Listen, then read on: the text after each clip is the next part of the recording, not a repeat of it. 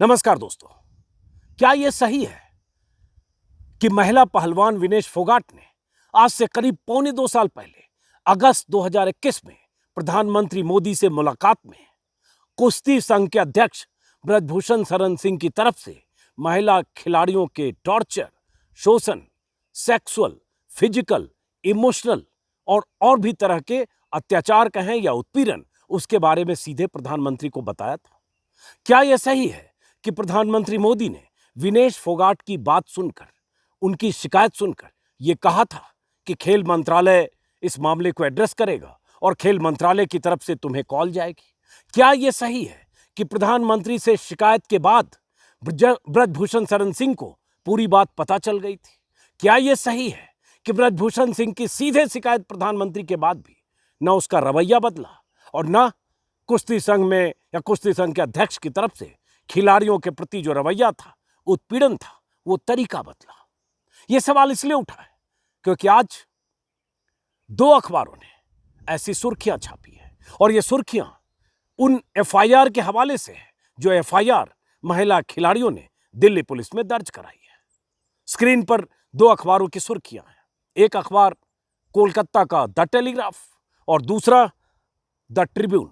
दोनों अखबार की हेडलाइन ये कहती है एफआईआर के हवाले से कि प्रधानमंत्री मोदी को महिला खिलाड़ी ने जो उनके साथ हुआ वो बताया था। टेलीग्राफ में उसमें उसका नाम नहीं है, लेकिन विनेश फोगाट की तरफ से ये बयान मेरे ख्याल से मई के पहले सप्ताह में बीबीसी में और भी कुछ मीडिया संस्थानों से बातचीत में विनेश फोगाट ने यह बयान दिया था कि उन्होंने प्रधानमंत्री को बताया था।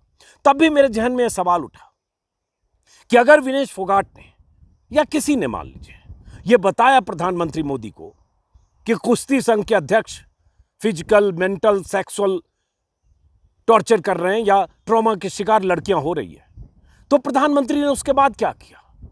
क्या प्रधानमंत्री मोदी ने अनुराग ठाकुर जो खेल मंत्री हैं उन्हें ताकीद की? क्या प्रधानमंत्री मोदी के जानने के बाद ब्रजभूषण शरण सिंह को बुलाकर जवाब तलब किया गया? और यह सब नहीं हुआ तो क्यों नहीं हुआ? आज के अखबार की सुर्खी हेडलाइन, द टेलीग्राफ और ट्रिब्यून की हेडलाइन, जो मैंने फिर कहा कि एफआईआर के हवाले से है क्योंकि ये सब एफआईआर में भी दर्ज है, देखकर फिर सवाल पैदा हुआ और जिज्ञासा हुई कि आखिर किसी खिलाड़ी ने अगर सीधे प्रधानमंत्री को कहा तो उसके बाद वो मामला दफन क्यों हो गया? और अगर वो खिलाड़ी सही नहीं कह रही है, अगर एफआईआर में भी ये बात गलत लिखी गई है, अगर उसका दावा गलत है, जो ऑन कैमरा किसी चैनल से या किसी डिजिटल प्लेटफॉर्म से बात करते हुए या बीबीसी के संवाददाता से बातचीत करते हुए कहा गया मई के पहले सप्ताह में, वो भी आगे मैं बता रहा हूं, तो क्या प्रधानमंत्री कार्यालय की तरफ से या प्रधानमंत्री की तरफ से यह सूचना आई कि यह दावा गलत है? न प्रधानमंत्री कार्यालय की तरफ से कोई जानकारी है, न खंडन है, और खिलाड़ी के यहां आरोप है। तो सवाल अब बहुत बड़ा यह है कि प्रधानमंत्री जानकर भी चुप क्यों रहे, या इस मसले में हुआ क्या? जो टेलीग्राफ की खबर है मैं फिर से एक बार बताऊंगा और उसके बाद थोड़ा बैकड्रॉप जो बीबीसी ने पहले छापी है 3 मई को। टेलीग्राफ की खबर क्या कहती है? टेलीग्राफ की खबर सुबह भी मैंने बताया था, लेकिन फिर से रिपीट करूं क्योंकि सवाल प्रधानमंत्री मोदी को बताने का है, तो इसका सच, दूध का दूध, पानी का पानी आना चाहिए, तथ्य तो सामने आना चाहिए। हकीकत क्या है? बताया गया पीएम को या नहीं बताया गया? बताया गया तो पीएम ने क्या किया, पीएमओ ने क्या किया? तो टेलीग्राफ ने जो छापी है खबर फिर से बता दूं आपको। देश की टॉप कुश्ती खिलाड़ी ने 2021 में पीएम मोदी को खिलाड़ियों के साथ हो रहे बर्ताव और उत्पीड़न की जानकारी दी थी। अंग्रेजी का हिंदी अनुवाद बता रहा हूं। मोदी ने भरोसा दिया था कि खेल मंत्रालय पूरे मामले का संज्ञान लेगा और जल्द ही खेल मंत्रालय से उसके पास कॉल जाएगा। दिल्ली पुलिस की तरफ से दर्ज एफआईआर में इस खिलाड़ी की तरफ से कहा गया है कि अगस्त 2021 में पीएम मोदी के साथ ओलंपियन खिलाड़ियों की मुलाकात वाली लिस्ट से ब्रजभूषण सिंह ने उसका नाम कटवा दिया था। ये टेलीग्राफ में है, इसका हिंदी तर्जुमा बता रहा हूं जो एफआईआर के हवाले से टेलीग्राफ में है। बाद में पीएम मोदी के कार्यालय से फोन आया कि आपको भी पीएम के साथ मीटिंग में आना है। तब मैं वहां गई। पीएम मोदी से मुलाकात के दौरान मेरे भीतर एक उत्साह पैदा हुआ, मेरे भीतर का ट्रॉमा कम हुआ। मैंने पीएम मोदी को बताया कि ब्रजभूषण सिंह की वजह से मैं या मेरी जैसी कई महिला खिलाड़ियों को फिजिकल, सेक्सुअल, इमोशनल और साइकोलॉजिकल ट्रॉमा झेलना पड़ रहा है। तब पीएम मोदी ने मुझे भरोसा दिया कि तुम्हारी ये शिकायत पर खेल मंत्रालय तुमसे बात करेगा। लेकिन जैसे ब्रजभूषण को किसी सोर्स से पता चला कि मोदी से मैंने उनकी शिकायत की है, उन्होंने मुझे परेशान करने के लिए कुछ दिन पहले जो शो कॉज नोटिस जारी किया था उसे वापस ले लिया। लेकिन कुछ दिन के बाद फिर सब वैसे ही होता रहा।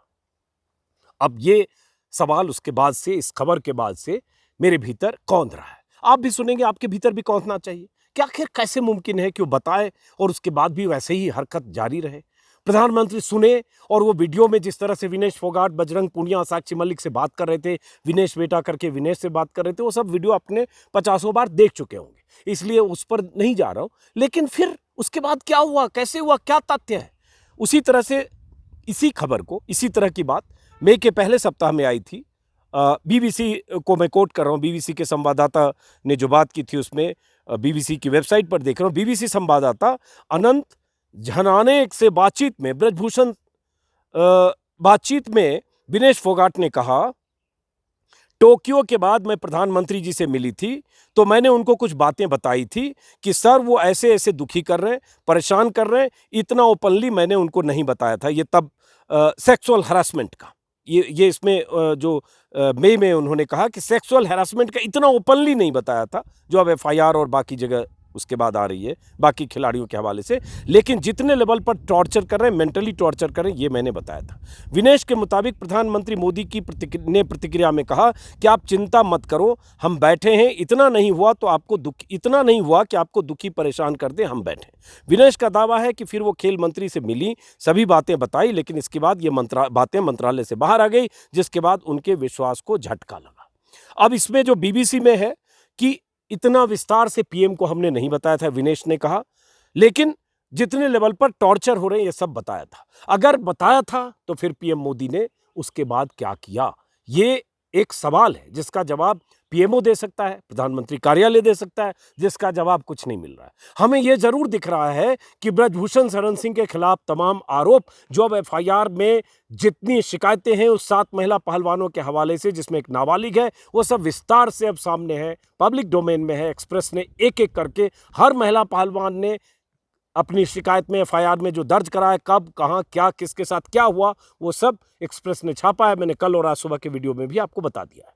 लेकिन जवाब सरकार की तरफ से नहीं है।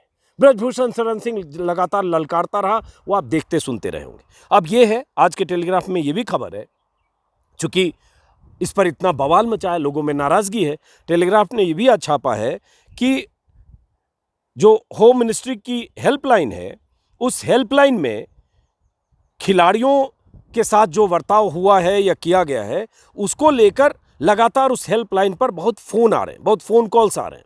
गृह मंत्रालय के किसी अधिकारी के हवाले से टेलीग्राफ ने कहा है कि बीते 4-5 दिनों के दौरान हेल्पलाइन पर बहुत से लोग लगातार अपनी नाराज़गी दर्ज करा रहे हैं, पूछ रहे हैं कितना कुछ सामने आने के बाद भी ब्रजभूषण सिंह को अब तक गिरफ्तार क्यों नहीं किया गया है। लोग दिल्ली पुलिस के रवैये के प्रति बहुत आक्रोश भी जता रहे हैं। ये भी टेलीग्राफ ने छापा है। इसका मतलब पब्लिक लोग नाराज हैं, फोन कॉल कर रहे हैं, पूछ रहे हैं कि कार्रवाई क्यों नहीं की गई।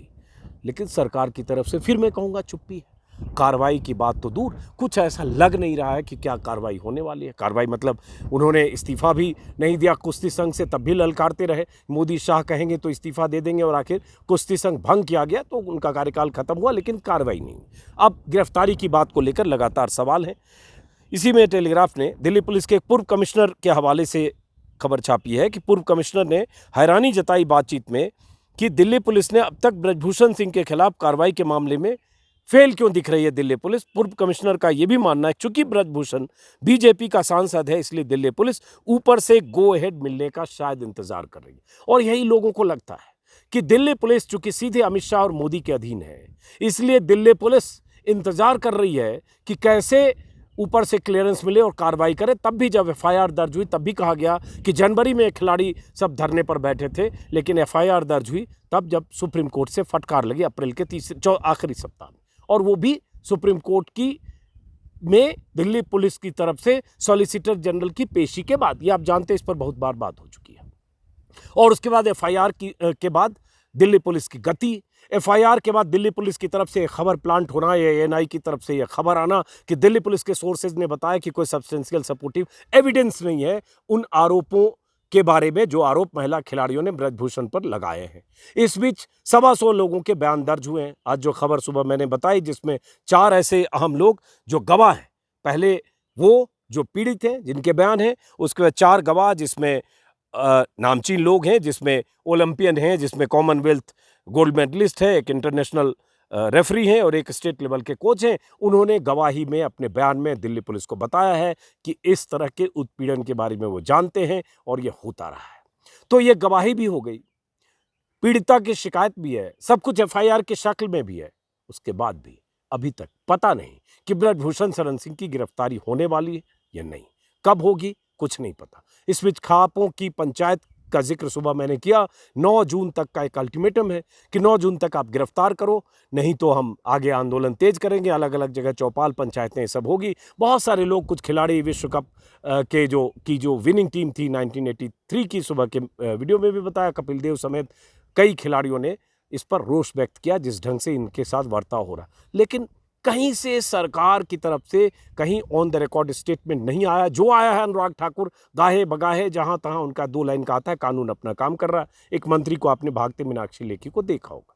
तो अब सवाल यही है आखिर में, जहां से मैंने शुरू किया, कि विनेश फोगाट या किसी और खिलाड़ी ने, एफआईआर में नाम नहीं, जो अखबार में है उसमें एफआईआर के हवाले से नाम नहीं है, किसी और खिलाड़ी ने भी कहा कि मेंटल, फिजिकल, सेक्सुअल, इमोशनल किसी भी तरह का टॉर्चर, ट्रॉमा झेलना पड़ रहा था, तो प्रधानमंत्री मोदी की जानकारी में ये दी गई थी बात, तो उसके बाद आगे की कार्रवाई क्या हुई, इसका जवाब कौन देगा?